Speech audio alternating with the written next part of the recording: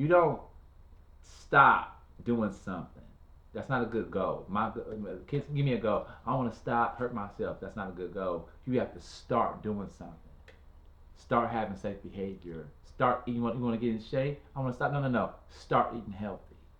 And when you start doing something positive and you fill yourself with that, the negative stuff will take care of itself.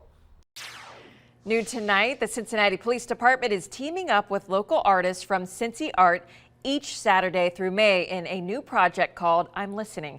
Reporter Peyton Marshall joins us tonight with more on what this project is all about. Peyton.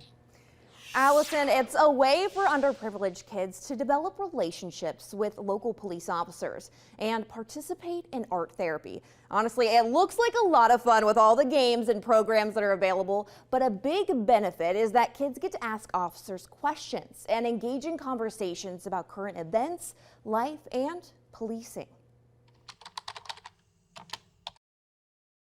Everybody's in a rotation, so we're going to be doing it's every weekend, 5 locations, 2 locations one Saturday. You still got to find a location for the west side. I have a meeting with the guy who's the head of the CRC. Okay.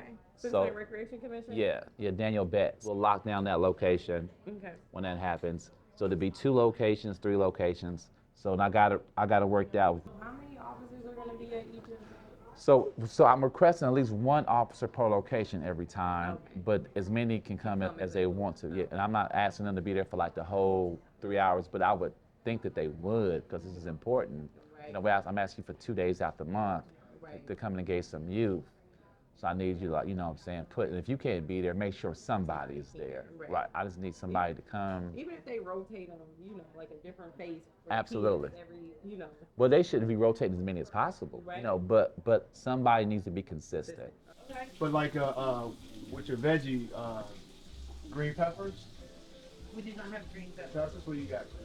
We just put black corn, eggs, black beans, corn, eggs, and cheese. I like that. Oh, and the next, so the CRC and on hand, I want to lock that in. Right, so College Hill. And I need to lock in the one that's in Price Hill. Okay. That's my west side location. Okay. All right. So and I just need you to help me say, okay, you got them. Right. And so, you know what I'm saying? So Saturdays. Saturdays. Right. And the one in either 1 to 4 or 5 to 8, either one. College Hill. Frame, you mean? Yeah. Okay. And all we need is a room. So we're going to get 10 kids per location. Yeah. And I've already talked to some different cops. I think, I forget her name, Donna something, or she's like the lieutenant. In, like over the whole Cincinnati. City? Yeah. Not Colonel Thiegy. You know Thiegy, right? I do not. Lieutenant Colonel Thiegy. I do not. We'll put you in contact with her too. Okay. She'll support it. But yeah, we could, so here's the thought, right? Okay. So to make it happen, Centers Now, come March, I want to say, don't quote me on this, but we're shifting our hours of operation so that we are open across the city on Saturdays, right? Okay. Because in Parks and Recreation, the reality is that, you know, that's when you should be open, is when kids are out of school. Absolutely. But because of budget and resources, historically, Cincinnati CRC hasn't been open on Saturdays across the board. Right. So we're going to open on Saturdays. Time frames typically would be from like a 10 a.m. to 3 p.m. Okay. So what we might have to do is just adjust your time, right? Okay. To fit within when the building and somebody's going to be, because I got to have somebody in the building to open it up for you. Right. Be there Right. Keep the building So this is clean not and going to happen until March. Okay. So that's my timeline for getting the CRC. If you need it early, if you need it I need it. Well, I got Kennedy Heights. Okay. And that's happening on February, because I got to hit the ground running to get this stuff done. Thank you. That looks delicious. Estimated location and permission date, and that would be at the Lincoln, at College Hill, and at on the 12th. And Price Hill. Yes. So you want to implement? Yeah, those days. February 12th. Yes. All right. So shoot me an email on that. Okay.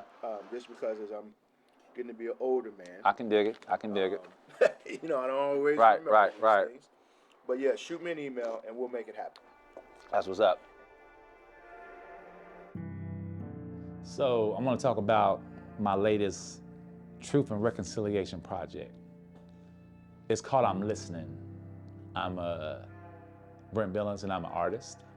I mean, I'm actually a country boy who, throughout the course of time, learned very well to color inside the lines.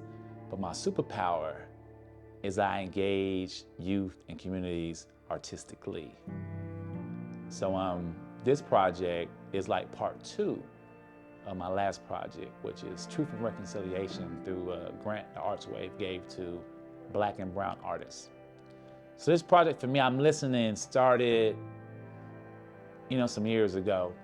I would say in the beginning, from a cultural aspect, is that we were almost trained to not trust the police. At times, they would live up to that ideology that we were trained to believe.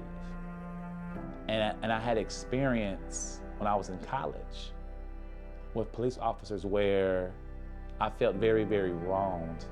I was at work and I witnessed something that I thought was egregious. And I called myself intervening to explain what was happening to this particular child who was supposed to be getting arrested, but I felt like he was being beaten. And when I tried to intervene and explain some things, I in turn started to get beat too. And that changed a lot of my art. That changed, prior to that, my art was very, very family focused, and it was very, very, a lot of my family, a lot of culture and history. But when that happened to me, I felt like I was, something changed me, something changed in me, and it reflected in my art and in my poetry too. And I carried that for a long time. And you could always tell, you be in school and you have a critique, and at first when people put them on the wall and another class would come in, they always knew which one was mine. Because they always knew that, we know which one Brent's is, because it's the one where the police is giving the black dude the business, or it's the one where they're putting the fire hoses on the cats, or it's these slaves. So, and that was what I did for a long time. And the trust that was close, but it wasn't there, it had been eradicated completely. And I carried that. And then I had friends that carried that. And then I would reminisce on younger days, because and NWA never helped at all, with some of the music, some of the culture that I subscribed to at that particular time it wasn't like it was geared towards me understanding somebody else's point of view. It fed the narrative that I'd already came to believe, and it just amplified my own conclusions. And as I got older, right now I'm 29 for 18 years. Add that up if you get your add on for you. But I started developing different relationships in different communities, and I started doing a lot. I started doing a lot of artwork. I started doing a lot of kids, and I've been mentoring kids for quite some time. And I would be in neighborhoods, and it would be the same thing. And these kids would believe what I believe. They would see officers, and they would be like, oh man, they go to police. And I'm like, wow, man, why is it like this? I question my own self, because at some point, when I started working in certain locations, and I would have conversations with certain cops. I never befriended any, but I said, these cats is pretty cool. But I never had any officers who were my friends. And I got a lot of people that I know. And I do a lot of stuff in the community, and you would think that as busy as I am, as much as I do, that I would some kind of way have a connection with law enforcement, but it never existed until 2021, when I met Officer Eddie Hawkins at a mural I was painting in Avondale of the Tuskegee Airmen. And he didn't have on his uniform. He was in plain clothes, and he was dressed just like the 20 kids that he brought with him. And I was like, man, who is this dude? This dude like me. He got kids surrounding him. They love it on him. He talking to them. They responding well. They're respectful. They're mindful. And then I found out he was a police officer. And because I had not had any kind of relationships prior to that, I was actually shocked. I mean, and I guess shocked because of my ignorance to just how cool people like Eddie Hawkins are. And so all those years of all that, like, I wouldn't say hate, because that's strong. I would say mistrust. I would say that my ideology was skewed, predicated off of some things I was brought up to believe in, and then some of my own experiences. But on the flip side of that, I never actually sought out any other experience but the ones I had had, and most of them were negative. And I think that had a lot to do with my belief system. So when I met Mr. Hawkins, Officer Hawkins, Eddie, my dog, as I call him, you know, that changed. And it changed dramatically. Like, you talk about a 180 and believing in a system that you felt like was only utilized to persecute you.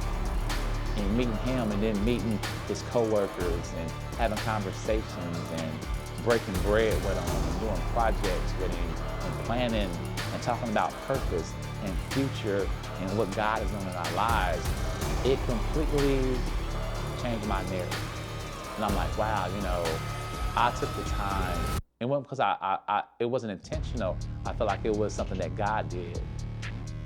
And I met this dude, and my whole mindset changed. And I'm like, wow, you know, because we've engaged, because we've broken bread, and we're talking. Now, he's in my phone. And I have a couple other officers in my phone now, too, because we're doing this project called I'm Listening. And what I'm listening is, it's a project that's involving police and community engagement. And I feel like, man, if more people would have these conversations and would listen to both sides of these stories, they would have some of the same experiences that I had. And I think that it was imperative for me to create this safe space for that thing to take place. I work in a psychiatry here in Cincinnati, youth, adolescent psychiatry. Shout out to Children's Hospital. You might have to edit that out. We're going to check and see if I can say their name on camera. But I work with some of the most challenging youth you would ever work with. I'm talking about angry because it's Tuesday. Not to mention, there's a lot of mental health issues, and then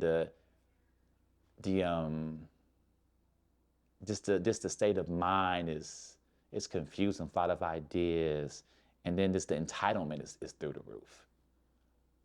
And it's my job to stabilize a crisis. The only way you come and see me is if there is a crisis. And I feel like, as I'm talking to Mr. Hawkins, that's how his job kind of works. It's not the only time we saw them is when there was a problem. It's we saw them when there was some sort of crisis. Oftentimes, calls are made, things are happening. Now, I understand you have bad apples in every culture, and I'm not talking about them. I'm talking about somebody like Mr. Hawkins, who now I know personally. And what he has done and what I do at my place of employment is I take extra time to spend with young people, so when there is a crisis, you're already familiar with who I am. So when you see me, and even though you might be going through a fit of anger or explosion, you say, okay, there's Mr. B, he can help me calm down. And I think that if we create this space and spend more time with the people who have been charged with the duty to protect us, when they do come out and some of them are recognized, it will help diffuse the potential crisis that is occurring. I'm not talking about what somebody told me. I'm not talking about what I heard. I'm talking about what I lived through on my job every day. And I feel like this is something that is necessary. I feel like we owe it to ourselves as part of the same city, state, country, whatever, to hear each other's point of view and to recognize that we have way more in common than we have that's different. And I feel like this project it's not going to solve anything, but man, it is a beginning to something fantastic. Father God, we come to you in holy grace and thanking you for this day and bless those who have come here to share the message with our young people. Father God, we know that there are others out there who need this message. We ask that you continue to take on this message, take this journey with us to change how things are moving. Father God, we also ask for prayer and blessing over those that are traveling near and far to get to their destinations. But we know this is a great weekend for the city of Cincinnati. Father God, I also want to thank you for my brother Brent.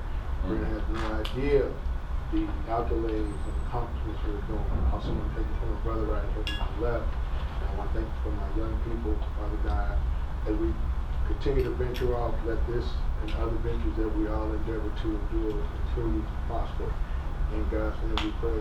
Amen. Amen. Let's go give it up for yourselves. Give it up, give it up, give it up. Today, we're doing a Who Dey t-shirt bill, right? So we're going to do a Who Dey t-shirt bill. So we got some shirts for y'all. We got white shirts. We got pink shirts. We have some artists. We're going to show y'all how that's done. So we're going to have us a great time today. If y'all got any questions, y'all want to ask me about the program, or anything that's going on, then feel free to ask that question. I dig what I'm saying? So we got over here, we got some bingo stencils for y'all. Bingo, bingo, bingo, bingo, bingo. I got for my little mamas. I got some Black Girls Rock. I got to let y'all see what time it is too. Good. Spread that out too. We're doing another layer on top of this. So what? It's crispy. So we're talking about, roles and responsibilities. So what do you feel like being an African American male in this community, coming up in this community, then becoming an officer? What are some of the challenges, or what are some of the roles that you see yourself doing that did not happen in your life? Well, see, the craziest thing is, and it's I'm kind of different because I was raised with my mom. My father was my parents split when I was like 12. Dad was back and forth, and then when they finally split up. I was raised by a group of women who were embedded in social work and teachers. Okay. So they kind of poured into me and taught me that service was something that was very monumental in changing other people's lives. Okay. So when I was like 13, I was put in charge of this group of young people. So I was like a junior mentor. Huh. So when we would go somewhere, they would be like, hey, we're going to go over here. You make sure everybody do what they're supposed to do. Huh. So I never got a chance to Act the fool. act a fool. Because you always, they gave you responsibility Absolutely. early. So Right. as I grew up, I started to understand that this was the type of work that was needed, Uh-huh. but it's underappreciated. Right. Ain't no multimillionaire social workers out there. Not even close. Some Not TV people. Right. But as far as multi-million, it's just The masses. So this is not a job. If you're getting into this job to make money, You're in the wrong you're in the business. wrong profession. Absolutely. So for me, as I grew up and I started to continue to do this type of work, Yeah. now I always wanted to be the police, which is funny. That's hilarious. So And you came up like me in the 70s and 80s and 90s. So I always wanted to be the police because I always felt, that was just something that I was fascinated by. Check that out. They help people. Yes. So it kind of fit right into what I was already doing. Absolutely. So once I became a police officer, I remember hanging out with the school resource officer at my school. Okay. So I knew when I got this job what I wanted to do. Okay. So as soon as that happened, I was on the job for 2.5 years, put in for this position, Huh. and now That's it. 21 years later. Man, 21 years later. 21 years later, I'm Wow. sitting in the same Check that out. same job. So for me, this is all I know. I don't know anything else. Yeah. Like I literally don't know anything Helping, else. Like, reaching out. there's not another That you would want to do. job that I can do. Because Yeah. I don't, that's the This is problem. it. It would be different if I felt like I could go out here and do something else, but I don't know how. This is All what I know you how to do is work with young people, Yeah. empower them, and try to Absolutely. get them to grow up and be great. And I think that you and I have an opportunity here Yeah. to change a lot of young people's lives. I think Absolutely. a lot of people when they say, what are we gonna do about gun violence? What are we gonna do about this? They want to get this gun violence. I said, you can't give rallies. Because everybody, that's so. Everybody want to pick a side. Well, it's so stale. It is. Young people It is. want to enjoy learning. Yeah. They want to be given options, but Yeah. they also want to think. They also want to be able to know that those options are true. Yeah. I think the arts is a fabulous way Absolutely. of expressing yourself. I think it gives them an opportunity to get away. Yeah. It allows them to now see other things. Mm-hmm. So for me, I'm big on saying, because I always tell people, I say, if you tell a young person don't do this, you got to give them something else to do. Right. So if I tell you, hey, Absolutely. don't do that, Absolutely. I need to give you something, because they got, You got because to. I just took away Something. something. And with young people, It's a hole there. they now. got to have something. Absolutely. And if their hole is there, That's what sooner or anybody- later, it's like this. Yeah. As stuff They is gonna fill it passing with something. by, They gonna they're fill it going with to fill it with something. something. So that's why I Yeah. always tell people, if you tell young people don't do this, you got to give them something to do. And that's indicative of what we do with this evidence-based practice at the hospital. And that's with any addiction. You don't stop doing something. That's not a good goal. My kids give me a goal. I want to stop, hurt myself. That's not a good goal. You have to start doing something. Start having safe behavior. Start. You want to get in shape? I want to stop. No. Start eating healthy. And when you start doing something positive and you fill yourself with that, the negative stuff will take care of itself. Absolutely. So you can't just stop doing something. Welcome to I'm listening. Anybody trying to get dance battle in? Here you go. I know. I'm getting ready. Oh, he finna do it back. Oh, get ready. Oh, okay. What? Hold on, let me. I'm getting ready, dog. Oh! We get no video. Let's go now. Oh, no. Let's go. Back up. Oh, we tied his shoes. We tied his shoes. He said back up. Oh! Yeah. All there. Come on. All there. Turn Turn it up. I gotta hear that. Turn that up. Oh. Oh! They ain't ready. Oh, turn it up. They ain't ready. Oh, you want what? Y'all want all that? Yeah. Oh. Yeah. Oh! Snoop! Get him back! Get him Snoopy! Get him! Oh! They ain't ready! What? Right now. Right now. Why he stopped? You got 20 now. It's like a rap battle. Oh! Stretch it out too, bro! Oh, like a rap battle.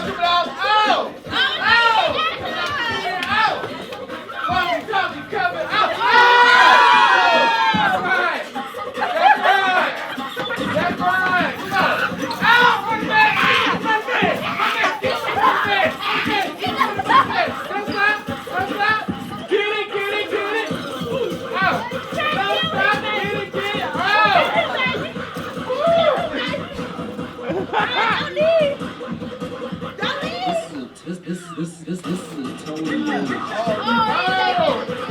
Yeah.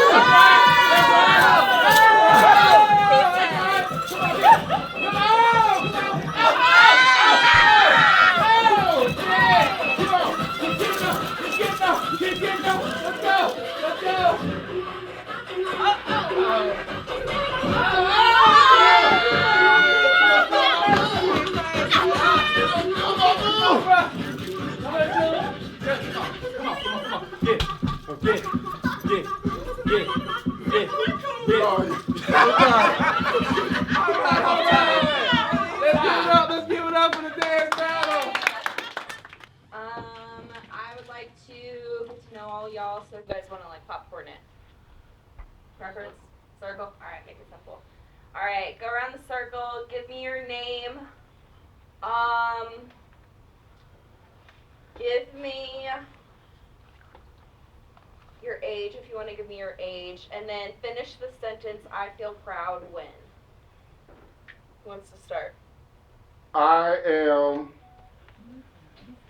Officer Hicks. I am 46, and I am proud when I win dance battles, but also, You didn't win. but also, you know, Anyway. but also, when I pick up a book and read it. My name is Michelle. I'm 14, and I feel proud when I am working to my best every day. My name is Mark. I'm 16 years old. I feel proud when I try something new. Alright. Are you like type like do you get stuck on like how it turns out, or just like no matter how it turns out if you try something new? If I try something new, I like that. hope for the best. Yeah. I'm Larry, 17. I'm proud when I'm with my friends. Very cool. I'm Martin. I'm 19. I'm proud when my car's clean. Awesome. Hey. Mine is never clean, so way to be. I'm Q Orlin. I'm 16. I turn 17 next week. Oh, happy early birthday. Thank you. I'm proud when my friend wins the dance battle. Oh, there it is. There it is. The loyalty is there. There you And go. I'm also Friends. I got pictures with him. We friends. Oh, okay. He was unclear. I see him every day. That's why I thought I see him every day. Okay. Alright. I'm Officer Jordan, I'm 48, and I'm proud when I accomplish some of the goals that I set out to do, and when I'm able to help heal the wounds of others. Very cool.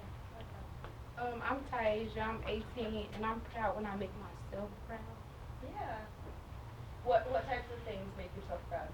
Like doing good in school, helping my family, and just being Sounds like when you're like kind of living up to those like values that you have.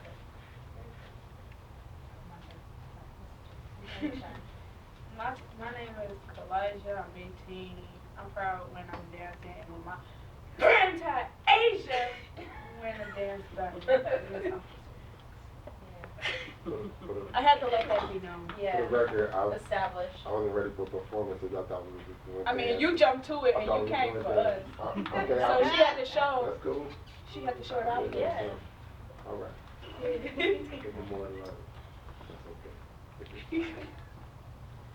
My name's Rebecca. I am 26. I feel proud, but it's similar to what you said.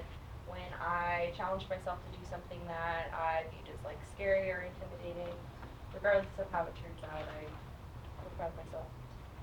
My name is Mylan. I'm 12, and I'm proud when I play sports. What? Yeah, what sports do you play? Yes. Yeah, I'm 14, but He's 14. Yeah. Swear. Yeah, I see his paperwork. What sports do you play? basketball, football. Okay. Very cool. I'm getting my man. Test some friends. What you got? Consolation prize. And that's worth more than $20 too. For real. Brent. You know how I do it. 12, and I feel proud when Oh, I don't hurt myself when I'm playing with my weapons. Okay. Yeah. Hold on. You're 12. like But she said What 17. you do, karate or something? Yeah. Okay. and When you say weapons, that's what I I said he actually put So like nunchucks? broke a bunch of don't So we're, okay. Got two. Yeah, cool. Very cool. So kung fu or karate? I take taekwondo. Taekwondo. You never won the mess with. both. Yeah. You know, like you would. What he So said. now we know. He is That's him. established. He is him. All right. yes, I love Oreo cookies. I'm a Gemini. I like long walks on the beach, my toes in the sand. I like free money, praise the living God. I like it. What else? What else we got going on here? What makes you proud, sir? Oh. Okay, that's cool too. What makes me proud? Seeing you all, on a consistent basis, making great decisions makes me proud. Because that, you don't see a lot of that. You see people doing well, but you guys are doing fantastic. And I think that, getting to know you guys this last couple of months, and even when I met you guys last year, when I see you guys, graduating and dancing and going to college, stuff like it elates me to no end to see you guys accomplish goals. And the fact that I'm watching that, I have a front row seat to some of that, makes me very happy. So any young person who's in my life, when they're doing well, I'm very humble that I'm a part of a small piece of some of y'all accomplishments. So thank you. I appreciate y'all. Holla at your boy. Avery, if you don't mind, can you please start an icebreaker, please? Yeah. All right. Project. It's just if you had a suitcase and it was full of money, where would you go? And why would you go there? So. I got a question. Now you saying a suitcase full of money? Right. If we talking Sacagaweas, $100 bills. I think that's gonna have to be up to you. Okay. Like it could be a suitcase full of quarters. I'm just going to the Walmart and get them that, So anyone who would like to go first, and then we could go in a circle from there. I'll go ahead and start it off. All right. How's everybody doing? My name is LaDante. And Holla, Dante. good. And if I had a suitcase full of money, I'm gonna go ahead and I'm gonna put 100,000 in there. All right. I'm going to LA. Like acting classes, trying to get my career off the floor, and then give back to the community a little bit. Yeah. Something like that. All right. I'm gonna go around to the left. You wanna go next? Okay. My name is John. Hi, John. Hey, John. Hey, John. And if I had a suitcase full of money, I would take a trip to Italy. I've always wanted to go to Italy. I'm a big ancient and medieval history buff. Yeah. So to be at, the Colosseum, and then I go over to Greece and see some things over there, and just like walk the streets that Roman soldiers walked and all that kind of stuff. I think that would be incredible. So I would spend some time there. Probably buy me a villa while I'm over there so I can stay for a while. Find someone in the group that you don't know Okay. anything about the other person, and then we're gonna get back together in a circle after like 7 minutes or so, and then we, like with your partners, introduce each other to the rest of the group. Like, Well said. Real quick, does anyone in here not have a partner yet? Look, you got 3 people you can pick from. Alright, fine. If you got your hand up, find someone else with a hand up. Alright. yeah. I guess first thing first, what is something that no one knows about? So, Oh. what, And then, what, when you get mine. So, we used to have like kind of right there, like, a little bit, Sorry. What's it called? I know, mine is like really red in the summer, but it's like kind of like just like right now. Why? I don't even know. I don't know. It's still considered like, I think it's like strawberry. Chinese They just be chilling on the beach, take what they need, and they chill. Oh man. Colorado. I know, I'm like not. Ella is an artist, and she lives really close to my new studio on Carthage. One of the things that she's learned so far about creating murals is learning about accuracy in the process, and how what you do during your early stages of creating a mural can either negatively or positively affect the outcome. Wes is a karate kid. He took karate growing up. He was homeschooled all his life. He had a couple of co-op classes, but the majority of the time he was at homeschool. His passion is art and music. He loves to paint, he loves to draw, and he loves music. His walkout song, like he about to get ready for a throwdown or something, is Wesley Snipes by Kendrick Lamar. In his free time, he likes to watch Netflix and draw. His last meal would be some Indian food. He loves Indian food, that curry, that spice. Let's get this canvas set up in the middle. We can all. But you want to get a table and spread it on the table? We got paper Do we keep the canvases stood up, or do you want to lay them flat on the table? I feel like it would be easier to fly. On the table? On the table. Yeah, let's do it on the table.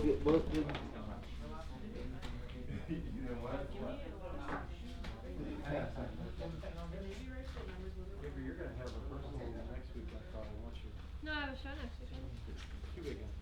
Oh, what? You got a show?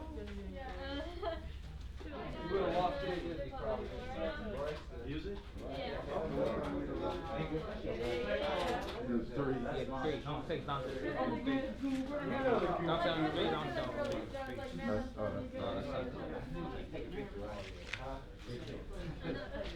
Okay, what we're doing now is we're taking pieces of a bigger picture and we're painting them one at a time. Each of these squares represents one frame of the picture, and when you put them together, you'll come up with the larger picture, the complete picture of what we're trying to convey.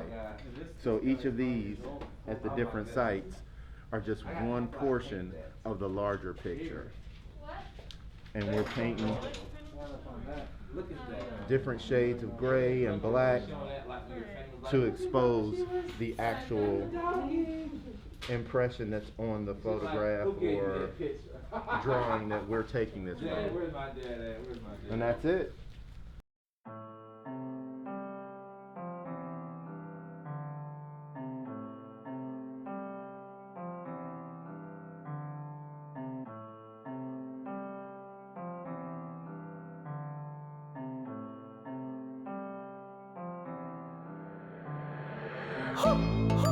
Got my praise up, nowadays I'm way up. Got my praise up, nowadays I'm way up. Yeah, they can't break my vibe ever since I met Christ. They can't break my vibe ever since I met Christ. Yeah, they can't break my vibe. They can't break my vibe. Oh, no, no. Ever since I met Christ. Ever since I met Christ. Yeah, yeah, yeah, yeah. They can't break my vibe. They can't break my vibe. Oh, no, no. Ever since I met Christ. Ever since I met Christ. I just go right with the track. I can't describe the vibe. Now I just fight the fight. Came out the dark and that light was bright. I'm on my vibe. I'm on my open my wings and I fly. Yeah. We going high. We going. I'm on my vibe till I die. Yeah. On another level nobody could take away. I'm feeling great today. Yeah. I'm feeling. Stay on my vibe and it never will fade away. Blessed in a major way. Yeah.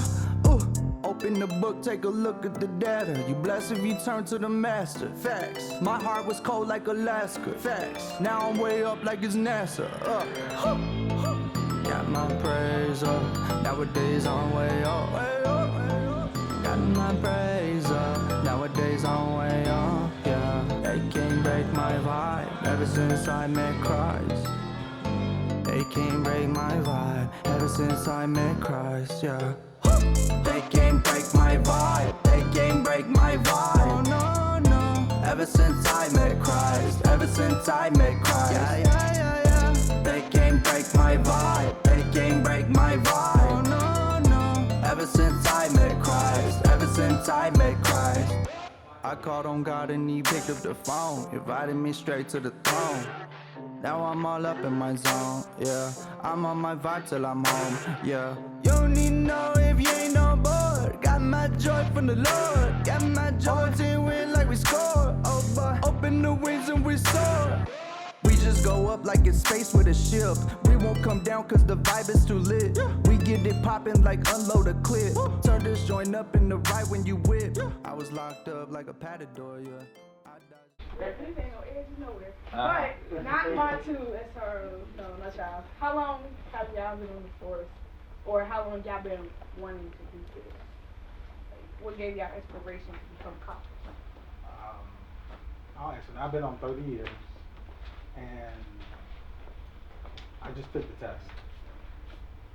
And they hired me, so yeah. Yeah, I've been on 19, and I don't know, ever since I was in grade school I went to be a policeman.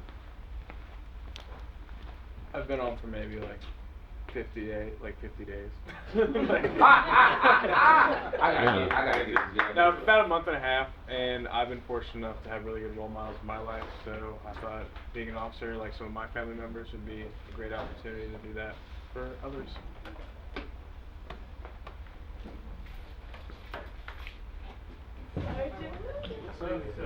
Oh, see, the other people want to hear. Hold on, Todd. See, the other people want to hear from us, and they want to know how long we've been on. Thank you. So now, she just mad because her friend got dusted earlier. She did not. She don't even want to let me speak at this one, Mr. B. You already know what it is, bro. Hey, Ray, there's competition right for this. Niggas going down. I guess I'm a little different than everybody else in this circle, so I've been on 5 years, 6 years, so I started when I was 40. And mine is a little mixed.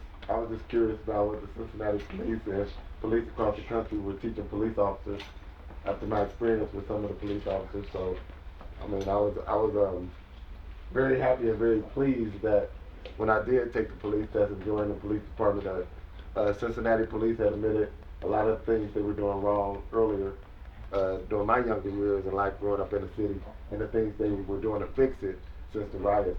So they were making a lot of improvements and moving in the right direction.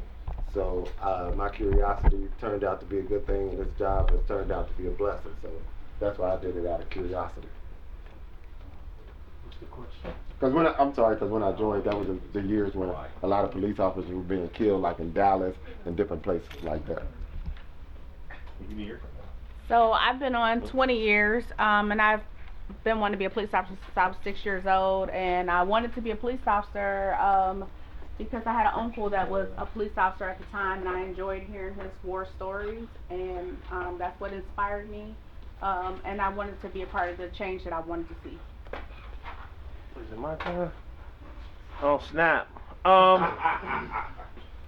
Sergeant Mike Williams, it's me. I've been on the job 24 years and 4 months. That's a long time. It's a long time. God has blessed me tremendously. Come on now. To be a part of this transformation in the city and in my life and the people around me. Other part of the question was, I'm currently assigned at District 4, so I'm right in the area where I work. So my job is to supervise the officers on the street, help out the best way I can. And not only just supervise them, they help me on things that I have issues with. Hey, what do you think? It's not just what my decision is. You do your thing, I support you. And I had no admiration of being a policeman. Where you stand here, sit here is what was my life. Baseball was my life. Baseball was my dream, my goal. So I set everything aside to chase that dream. I ended up playing minor league baseball for a few years, about 3-4 years. And I decided, when I came back, I moved back to Cincinnati in '95 after playing in upstate New York in the Northeast League. And I got a job at Hamilton County Juvenile Court at the youth center. So young people have always been my focus in getting them on the right track and to show them and give them guidance moving forward to be successful. Questions that y'all have concerning to law enforcement? What's wrong with them? Yeah, what is wrong? So, if you got a question you want to ask. Oh yeah, I have a question. If you abuse your power. Oh! All right, so let's raise our hands. But he has the first question. Whoever wants to answer that question, go ahead. Who wants to answer that? What is that? Do you abuse your power? Abuse? No, but I use them in a good way. It could be considered abuse, but I use it in a good way. Like sometimes I interact with a young person, whether it's a young adult, they may be over 18, or a younger adult. And it may be a situation where I had every right to take them to jail. But sometimes you have to give them time and you have to process with them. And let them know how serious what they just did was. Because sometimes they don't even realize it was a crime. Because they may have seen something on TV or they may be listening to their family and friends talking about you can do this and you can't go to jail. And I sit them down, I look up the exact law that they broke and let them read it. And sometimes you will see them thinking and processing in their face like, I really didn't know that was a violation of the law. So sometimes people don't know that they broke the law. But sometimes you take that time, you let them read it, and you educate them, and you may never have that problem again from a person. I don't know if y'all wanted to answer the question. That was a good answer. I'd say it'd be a lot more helpful if they actually taught that stuff in school. Right. So that's Instead, they want to teach us abstract math. that's beneficial. And see, over at Western Hills High School right now, they have a program with fire, and we're working on getting a program with police officers. You know, just different things we have to work out as far as age requirements and things like that. But that's something we are trying to get in place, because we don't want people to be out there misinformed and young and getting records at a young age just because they didn't know. You know what I'm saying? Because, I mean, just recent incidents, not to get into try to get in depth about the Will Smith and Chris Rock and all that, but you'll see that on TV. People will see that on TV and think it's okay, but that's a crime. Chris Rock chose not to press charges, but that's a crime. You can't do that. And you'll see that so many times on Bad Girls Club or different things like that, and you think, oh, I can smack somebody, it's all good. No. And so I let them read it, everything that's in the law, and I'll talk to them, see where their headspace is, and if I can see them thinking and understanding, then I can just give them that warning and let them go, and it's not, you know, on their permanent record as an adult, you know, because they're young and you're making young choices, and sometimes you don't understand how that can impact the rest of your life. You know what I'm saying? Good question, though. Good question. I got a question back here. Wes, go ahead, brother. I have like a two-part question. I just want to know what you studied in school and how it informs your career now, but also what inspired you to choose this role as a police officer. All right, well, I went to school, I started off in surgical technology. And now I'm a police officer, so they never match, right? Had the opportunity to go into optometry. I thought it was kind of boring. Somehow or another, I ended up in law enforcement. So, whatever you pick first could be your first pick, but somehow or another you just gravitate, wanting to help people. Those roles, I was able to help people, you know, aiding, getting prescription glasses, whatever the case may be, but it was a greater passion for just helping people. Joined the military, still in, and I'm still in a role of helping people. So law enforcement gives us a good outlet to help people, even though on the outside, with everything's going on in the world with law enforcement, guess what? You still got a few guys that'll change the role and change the game. So some people will just look past our uniform and just listen to us, and listen to the words that are coming out of our mouth, and not look at that uniform. You can learn a lot. So, thank you. For myself, I actually started off in dental, something totally different as well. I worked at pediatric dentistry, helping children a lot, and I had a greater passion with helping youth and getting more involved in the community, so I changed my mind and went into law enforcement. My name is Lee Richardson. I'm from Cincinnati, Ohio. I am a creator and figure of many talents and skills who seeks to find success to others by making a meaningful and long-lasting impact to others. So that's what I do. I am a student at ARTE Campus Cincinnati. I've been there for 4 years. I got 2 more years left, then I'm out of there. The communication engineer, so I handle all the communications, payroll, and other tasks for this organization. When you hear the word police, what comes to mind? When I hear the word police, comes to mind, first thought, somebody of authority, somebody who is here to help. Tell me how law enforcement is viewed in your household. In my household, so it's good and bad, I would say, because my family they do smoke and do alcohol and all that stuff, so their engagement is not as best as mine was. So it's it's a little negative, but it's very positive too, because they always like to play with police. So when they see them around, they're like, "What's up?" and they just mess with them. So it's a good and bad mixture. If that makes sense. Do you have any relatives that are law enforcement? Yes, my cousin Lynn is one. I think I have some other ones, but that's the one I know of. How's your relationship with your cousin Lynn? We don't have a relationship like that because she's not around like that, but I do know her and I can call on her if I need to. Tell me your definition of listening. Listening is the activeness of you engaging in other person's words coming to you. So it's like you're receiving a message and you're fully receiving it, meaning that you're not actively trying to counter that thought. You're just taking it in, building this rapport with the other person. So just listening, engaging, and then asking questions, and not really trying to push into the other person. Just taking in what they're saying, so you can help others, help what they're trying to get to you. It's communication basis. If you don't listen, then there's no communication. I am Jonathan Hicks, JONATHANHIX.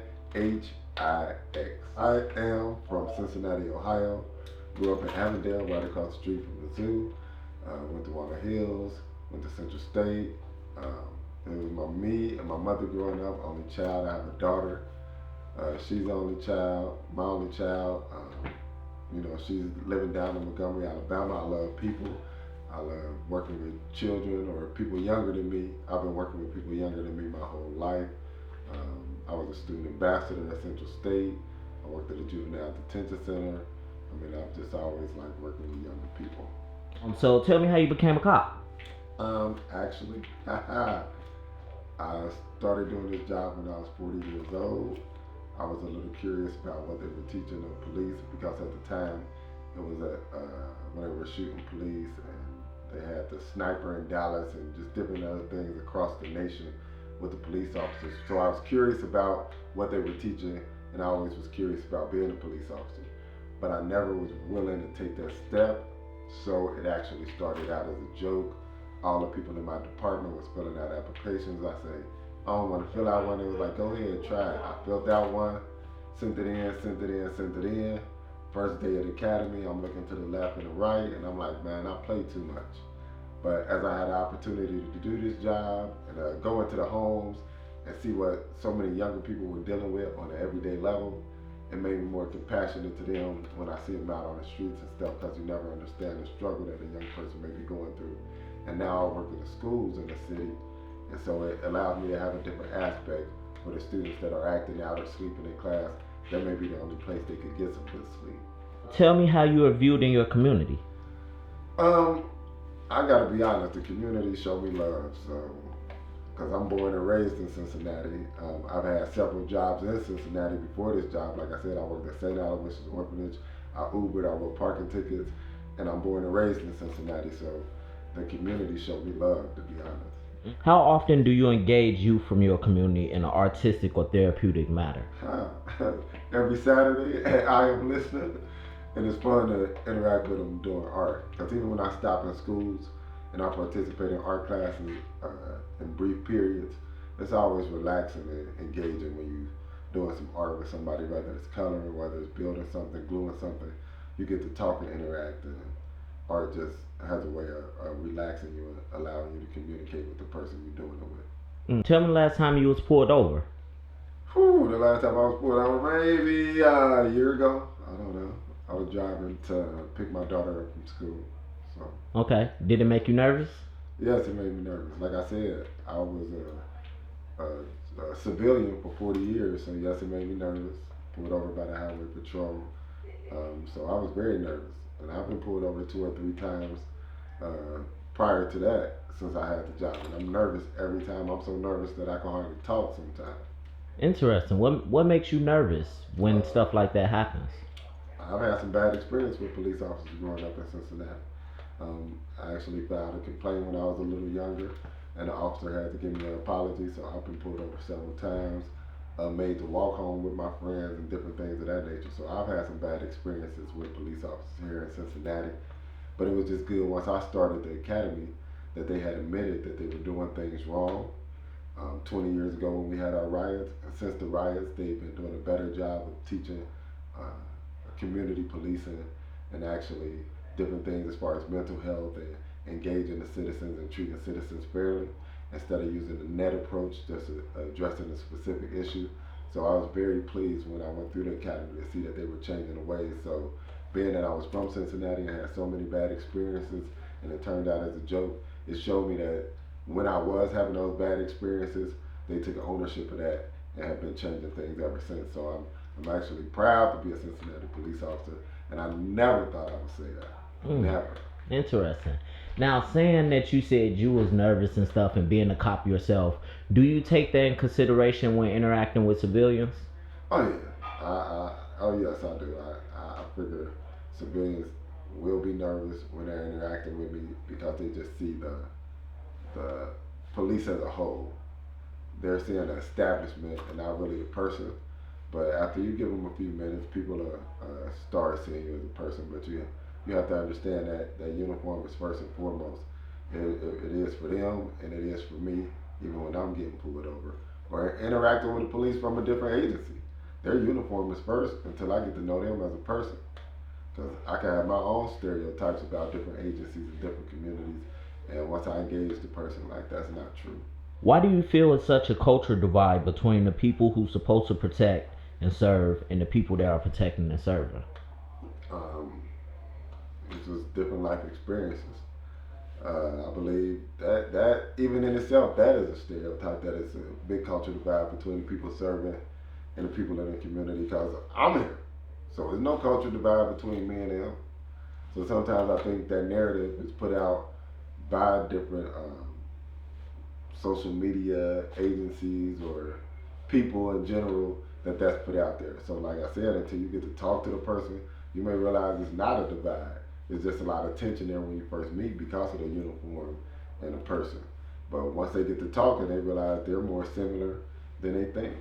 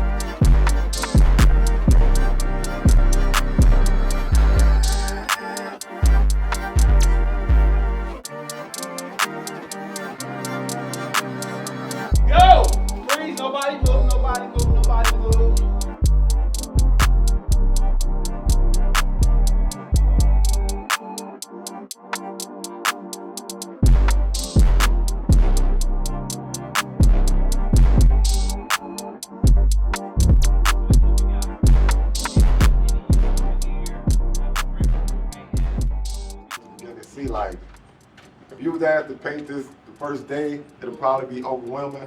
Right. But if you just do a little at a time, and that's how everything is in life. It might seem overwhelming, a little at a time, every day, a little bit here, a little bit there, and eventually you will get it done. Right. So don't be overwhelmed by the task that somebody give you, or you thinking like, this is what I want to do for my goal in life, thinking how I'm gonna do it. Just take it day by day, a little bit by a little bit, and you'll reach your goal. Yeah.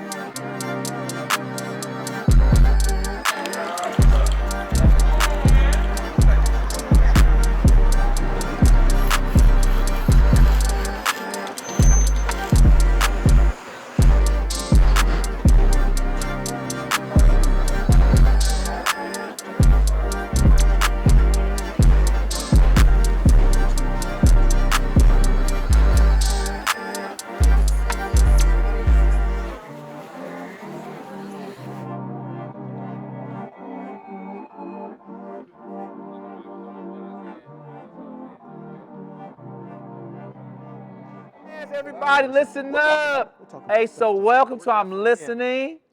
Thank y'all for coming to this particular part of the Freedom Center. Yo, get on in here, get on here. So this piece was done by probably over 100 kids, 5 Cincinnati Police Districts, and these people up here all had a part to do with that, and a whole lot of kids who downstairs right now doing some sidewalk chalk. So I'm gonna let Eddie take over and talk about some stuff briefly, then Tolan. If you have any questions, then please don't hesitate to ask. Ms. Hawkins, holla at your boy, let's go. So Brent is actually pretty modest. He and I had a long conversation about what police and community relations look like. And I Am Listening project spurned from an opportunity to give officers an opportunity to talk to young people, and young people an opportunity to talk to officers. Because our thing was everybody's talking but no one's listening. So if you think about the whole concept it's about communication. What does communication look like? Are we all the same? Absolutely not. Just because we have differences doesn't mean that we all can't live in harmony. Absolutely we can. And he and I figured that the best way to impromptu get conversations going was to focus on something other than the conversation, because the conversation just automatically happens. So if you're working on a piece of art, the conversations just happen. How many times have you been out somewhere just doing something and then you and an individual just start talking about random things? Yeah. Well, the best way to do it is to be sitting around something other than the conversation. Yeah. So then a multitude of things start to come up. Where I grew up, where you grew up, some challenges that you have had. And what we found out was a lot of the people in that group had a lot more in common than what they had different. And I think as a community and as a society, if we look deep within ourselves, we'll find out that we're more alike than we are different. And that was something that I think spurned from a lot of the conversations. And listening to Officer Hicks, and I'll let him speak if he would like to, just being around the young people and listening to things that they had to say surrounding the project. And then stepping back and looking at the project and what came of it is heartwarming. And knowing that now this is an opportunity for us to continue to have these conversations. Brent and I figured that the best way to get young people and adults to talk, and young people in law enforcement was to manipulate them. And this was our manipulation. So if you ever want to get a young person in a conversation with you, don't talk about the actual thing you really want to talk about. Yeah. Find something else to talk about. Yeah. Find something else to do, and that conversation will happen. I think as adults, sometimes we work very hard trying to pull things from our young people. How about you all just go ride bikes? How about you all just go hang out? Just go do something and just work it in the conversation. Yeah. Just work it in the conversation, and you'll get a general, authentic conversation. It won't be anything that you have to work at because you're already focused on something else. And I think these young people showed us a lot about who they are. I think there was a lot of respect earned on both sides of the fence. Yeah. And I'm looking forward to what's going to be coming after this project. Absolutely. Thank you, Officer Hicks. Give it up, Officer Hicks. So this project had a lot of layers. I mean, Officer Hawkins. I get them, you know, with brothers confused. Officer Hicks was extremely present for this project to the degree where I think you had to take some medication when you had a dance competition one day. He had a dance competition with the kids. He almost won. You almost won. But man, you want to speak briefly about the experience and the engagement and Mama Say, Mama Sai, Mama Sai. I'm just excited to be a part of this project because I've known this guy for probably about 15 years now. I actually met him when we were working in the group hall. Yeah. So he always had a passion for working with children, like you said. And he's just using his art to bring it forward. But what I want to say about this project is I didn't become a Cincinnati police officer until I was 40 years old. So I was actually like Brent. I didn't have many police friends. So it actually humbles me to be a part of this and have people come to me and talk to me and ask me questions about what being a police is, what made me want to be a police officer, and different things like that. Because I didn't even have a police friend until I was 40, until I joined the police force. So this is very important to me, and planting those seeds with these young people, because they're gonna get older, they're gonna have families, and they'll be able to tell their families about positive experiences they have with police officers. So this is overwhelming for me to be a part of this project. Thank you. Give up Mr. Officer Hicks. So, like I say, the project has layers. We have artists, and not only we have artists, we have people who are engagement specialists. So I work in psychiatry at Children's Hospital. Shout out Children's Hospital. Make sure you get that in the documentary Monster. So, so one thing that we do at the hospitals, we do what's called crisis stabilization. When kids come to us, they may be in crisis, it may be something psychologically going on, so we have to help stabilize that. And I'm gonna introduce Hannah. I was about to call you Songbird. So one thing that she does extremely well is, and this is obvious to me and anybody who's watching, is we will have a group of kids. There may be some kids in the group who are very, very challenging for whatever reason. And she will immediately go to the challenging kids and will get proximity and will start working on whatever they need to work on with those challenges. But she does so well. You may speak, if you so choose, Songbird, and say something, holler at your boy, yada, yada, yada. Honestly, what Officer Hawkins said really resonated with me, because I truly believe that when you build rapport, simply by having conversations about what you like to do, what you're wearing, where you come from, that while there's so many differences between people, when you're able to have those organic conversations about anything, you can see the commonalities. And when you're able to build that rapport, that's when you can have honest conversations about other things. So both my work through this I'm Listening project, as well as my work at Children's Hospital, where I'm a speech pathologist, I use the art of engagement and of authenticity and being willing to make mistakes and show up in an honest way to help navigate difficult territories such as mental health, difficulties with the police force, family dynamics. And I truly believe that when you build that rapport and have those honest conversations, that's where the beauty is and progress can be made. So. Thank you. That's amazing. So another thing that this could not happen without, like, y'all can see this bad boy is slamming, or this is slapping. Do people still say slapping, young people? So we have some amazing artists. Where are my artists at? Can y'all come front and center, please? So we have some amazing artists who are part of this project. These are the artists who actually do a lot of the painting, but not only are they doing the painting, they're listening. So if anybody you guys wants to speak, please do, and talk about the artwork, the painting, the engagement, yada, yada, yada, sis boom bada. Don't everybody speak at once. Y'all making all this noise.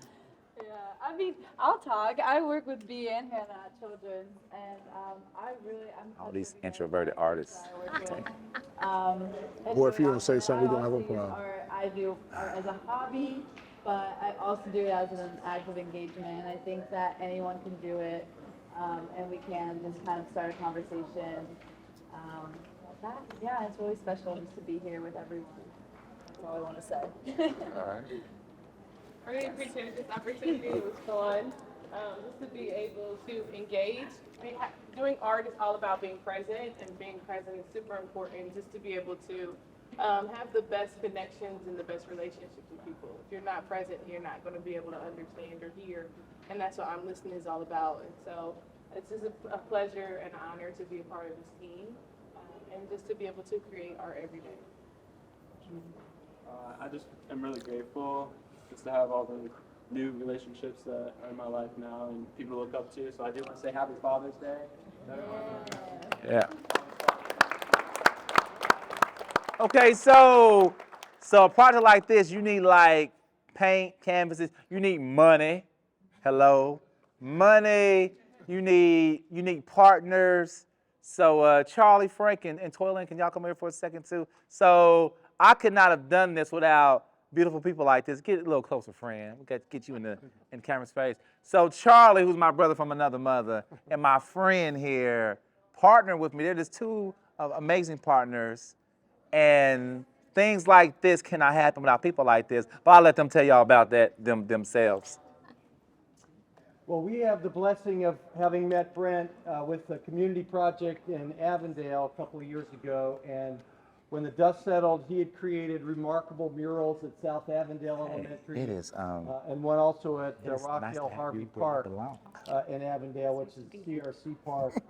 And that has sparked an incredible relationship. I have to say, for Brent, if you haven't seen his mural of Joe Morgan, the great Cincinnati Reds second baseman and community leader, on an entire wall of the Reds Youth Academy out in Roselawn, you must see it. It was dedicated last October, and these connections that Brent has built through the Reds and through a lot of our community partners became part of I'm Listening this year. When Brent asked if he could host the CPD District 4 element of it at the Academy, we could not have said yes any faster, because anything that this man wants and needs is available to him because of how much he gives, and because of his heart, and because of his unique ability to combine these two precious gifts that he has of not just the art, but also his ability to engage young people.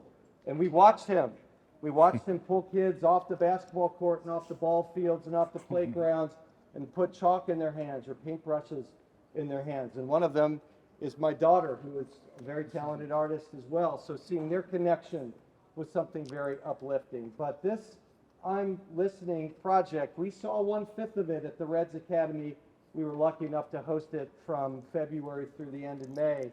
And getting off the elevator and seeing it today literally takes my breath away. It makes me realize just how incredible this resource is, Brent Billingsley. It also makes me incredibly grateful for Officer Johnson, Sergeant Meister, and all the CPD personnel from District 4 throughout the city that also believed in this. So to Eddie and to Officer Hicks, thank you all so much. And Brent, I don't have the gratitude to say for what you brought to the Reds. Thank you.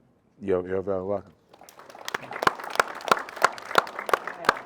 Lots to follow, but excited to be here with you today. My name is Twillen O'Neill Turner. I'm the founding director of the Robert O'Neill Multicultural Arts Center. And I'm also representing ArtsWave a little bit today because ArtsWave provided some of the funding for this project through our Truth and Reconciliation grant, which we started 2 years ago in order to make sure that we are actually being active and using art as the tool to make change. And as you see here, I mean, the impressive piece about this is the amount of people that put their heart and their energy into this. I was also able to bring my youth from Queen City Foundation and the kids from the West End to be part of this experience. And Brent is a visionary. He's starting a movement.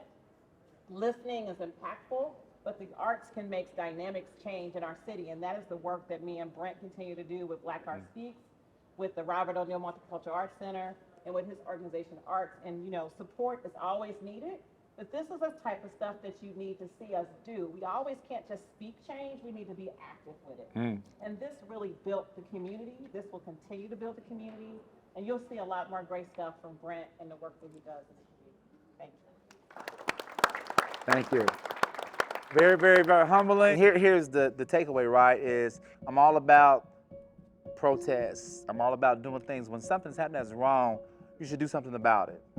But unless you're actually doing something about it, unless there's action involved, then, you know, then what are you really doing?